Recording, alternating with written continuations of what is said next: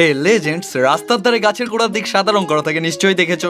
মনে করে দেখো এটা তুমি দেখেছো। আর এই সাদা রং করা সুন্দর উত্তর জানতে ভিডিওটা দেখতে থাকো। আসলে তুমি যেটাকে সাদা রং ভাবছো এটা হলো চুন। আর এই সাদা রং করার 5টা কারণ বলছি, মনোযোগ দিয়ে শোনো। গাছের সুরক্ষাগত কারণ।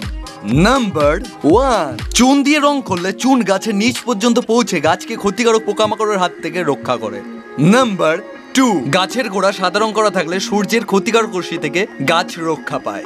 নাম্বার 3, চুন দিয়ে রং করলে গাছের গোড়া ফাটার সম্ভাবনা কমে যায়।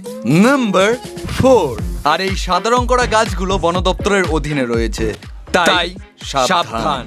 মানুষের সুরক্ষাগত কারণ। দেখবে অনেক রাস্তায় স্ট্রিট লাইট থাকে না, আর এই রাস্তার ধারে গাছগুলো সাদা রং করা থাকলে গাড়ির আলো পড়া মাত্র সহজেই বোঝা যায় যে গাছ আছে, না হলে ময়ে ময়ে হতে বেশি টাইম লাগতো না।